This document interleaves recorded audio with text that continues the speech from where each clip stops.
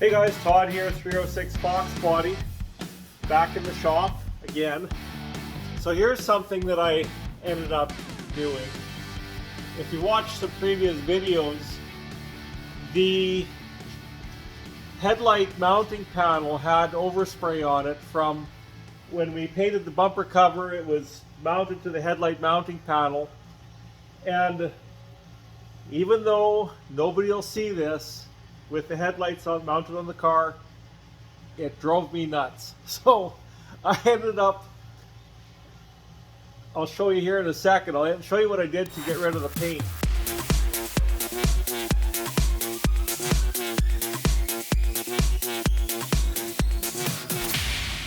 Basically, I'm using a heat gun to peel off the paint on each side. Here, this will be easier to see it this way. The center section isn't bad at all. So let's see how it'll look when I'm done. I carefully took the bumper cover off. I got new rivets for it. If you guys are looking for rivets for these things, this is considered a Ford aluminum rivet, or as close to it as possible. The original ones had a little bit of a swirl in this area, like a spiral mounted right into the rivet or stamped into it. But that's as good as we'll get, I guess. And ventilation, masks, it's all kind of important. I might get a buzz off this, but it's not going to be a good buzz anyways. So anyways, I'll keep going. We'll see how we make out with this headlight mounting panel. I want to get it back on the car as soon as possible. Between sanding it and peeling off the bulk of the paint, we'll see how far we can get.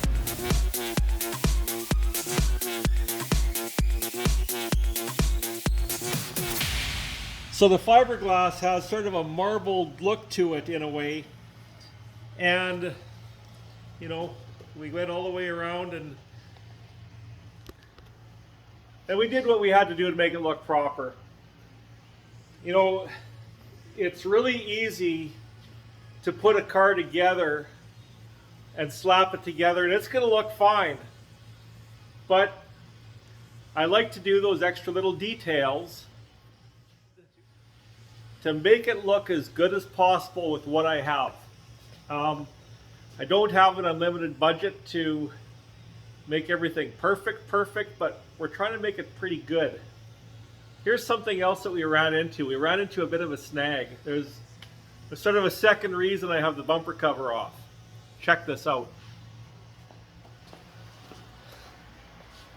Just to show you some of the stuff I've done to the car. The rad support, it wasn't looking perfectly mint, but I ended up painting the rad support, painting the brackets, and for the AC condenser. And if you check this out, take a good look at this. Of course, this is a 92 Mustang, so this has the shorter fender. So the bumper cover extensions are going to be the short ones because of the 16-inch wheels. So if you've ever wondered what the difference is between the two, as I was putting the car together, here we go. So I went to put the bumper extension on the car, and it wasn't really fitting all that well. There's the front edge of it. There's the back edge. You can see it. It's got an earlier fender on it. I guess about 2 years ago, the car unfortunately was in an animal collision. It hit a deer, and there was very light damage to the car. The hood was replaced, the left front fender, the bumper cover was replaced. And I remember when I was taking the car apart, it seemed that that front extension didn't fit right. I thought maybe it was just loose. But I guess it was a little bit harder to find a 91 to 93 fender at the time, and obviously a 90 and earlier fender was a lot easier to find. So we're going to have to modify this, because let's face it, I'm not going to buy a whole new fender just for this little bit. So we're going to modify this to make the extension fit. The rest of it's all the same. That's just some of the things we run into when we're putting cars together. You know, it's not the end of the world. Another thing, white paint. White paint's a lot harder to match than you think. And we don't want to have to do any more than we have to on this. That we already have a good fender. This is something we're not even going to see. So we'll modify that, make it fit right. And then, I can't wait because I'll be able to start putting the headlights and park lights on this when I mount the bumper cover on again. So I'm not saying it's the best way to do it, but it's the way we're going to do it, I guess.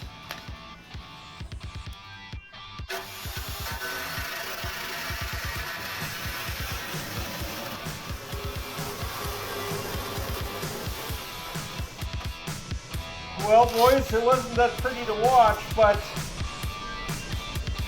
we made our cut.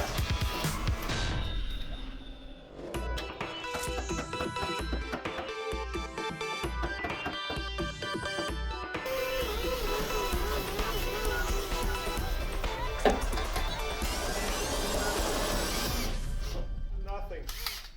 So I'm putting in a couple screws, so when I put on I'm using Automotive's body seam sealer. This isn't a high strength area. The seam sealer will make it stick. After all, they've glued roof skins on, quarter panels on with stuff like that. Plus it seals the panel off, so if there's any moisture gets on it, it's not going to get in between everything and start rusting. So, you know, thank goodness this is covered up. But this will work out all right. We're just putting in a couple screws to make everything line up really nice when we end up gluing it.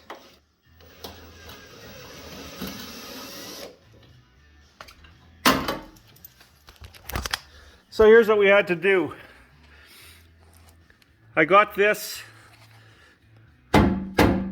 tapped in enough. You know, it's not perfect. I'll be able to grind a little bit of this off. I'll be able to grind a little bit of this off to make it round. But I'll put the body panel adhesive in here. I got it so it wraps around really nice. It's not a big join, but you got to do what you got to do sometimes. So we got everything ready. We got everything ready to go with the Lord Fuser 108B. It's a medium bonding metal adhesive. It's not super fast drying, but it's not super slow either.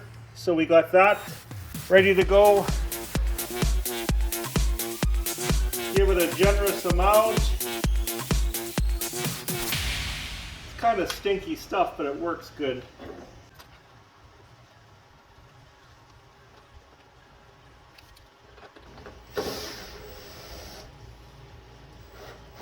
All goes well, this will fall into place really well. There we go.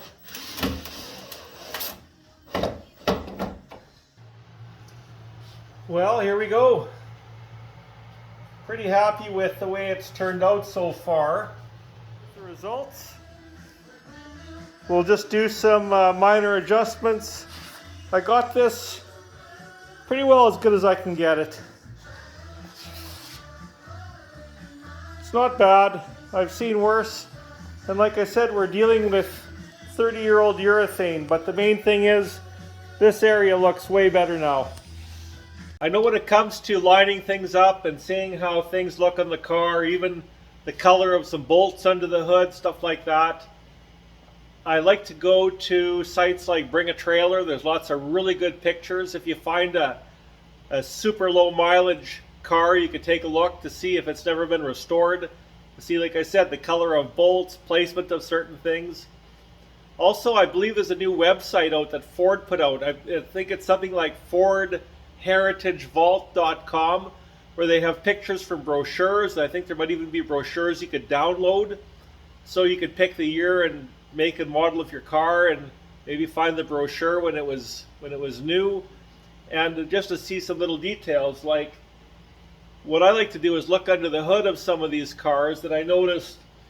Say there's bolts on the inner part of the bumper cover. They're supposed to be gold, not black. Or maybe certain brackets or clips are supposed to be silver and not black, or vice versa. And you know, it's not for everybody, because sometimes you want to do your own thing under the hood, which is cool. But so it's little details like that help add up to how you want to make the car look. And for some of us, I'm kind of a wannabe purist, that I want to get, you know, some stuff looking really original, but there's other things I've deviated a little bit in the past.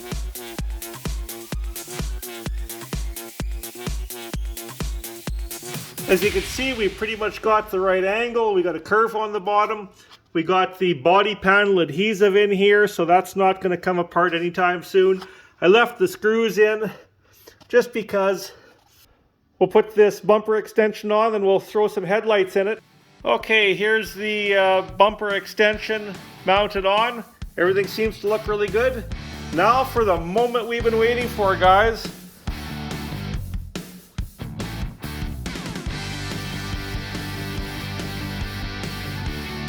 Well guys, let me know what you think. It really freshened up the front of the car.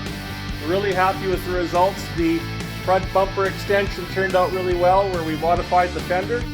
And hey, thanks for hanging out with us while we're working on the car. It means a lot. And we'll see you in the next video. Thanks for watching.